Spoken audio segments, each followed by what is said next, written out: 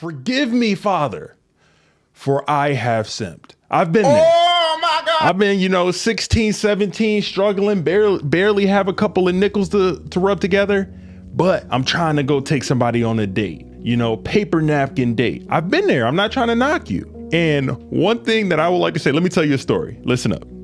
Have you ever been on a date or been in a situation where you take a young lady out, you're on the date, you specifically go on this date with her because it's Taco Tuesday. The reason why you're taking her, it's $2 tacos that day.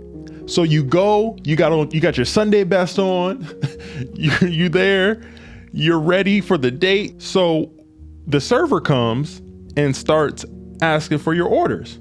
You allow her to order first, ladies first, and she proceeds to bypass the deal, which was the $2 tacos, which was the reason why you took her there, because you balling on a budget.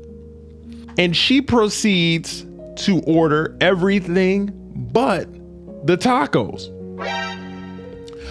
She's ordering spaghetti. She's ordering burgers. She's ordering meatloaf. I didn't even know they served meatloaf.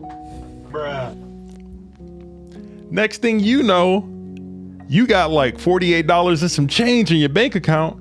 And while she's ordering, you become a whole mathematician and you're trying to calculate everything in your mind. Like, how much is this going to be? By the time the server asks you what you want, you like water and how much does 2 fries cost? Struggling, bruh.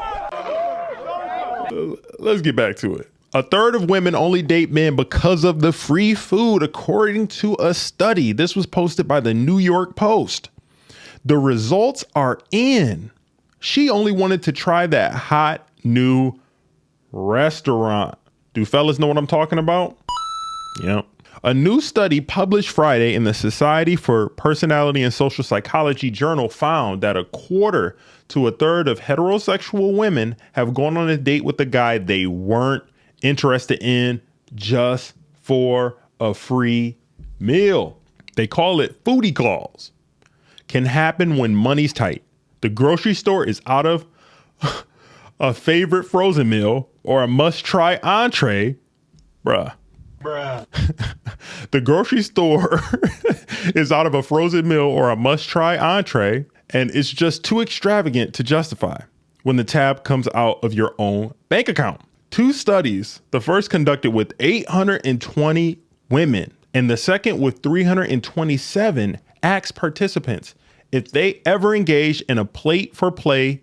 23% of women copped to it in the first study, 33% in the second. That's just the people who copped to it.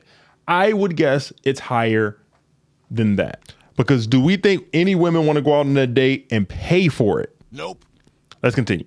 The researchers, Brian Collison, Jennifer Howell, and Trista Herrig of Azusa Pacific University and UC Merced, I don't even know where that is, also noted that the women who felt dating for food was socially acceptable were more likely to exhibit the dark triad of personality traits. And if you're not familiar with dark triad, that is psychopathy, Machiavellianism, and narcissism. For those without a PhD in psych, which I definitely don't have. In addition to ego, wow. Collison said foodie callers are more likely to engage in one-night stands, faking an orgasm, or sending unsolicited spicy pictures. And with climbing rents and ever-expanding list of restaurants in New York, might well be teaming with foodie calls. One East Villager, Olivia Balsinger, was treated to a 5-course meal at the See and Be Seen seafood joint Catch in the Meeting Pat District. She said, if I had been forced to pay, I probably wouldn't have been able to eat for weeks afterward. Bruh.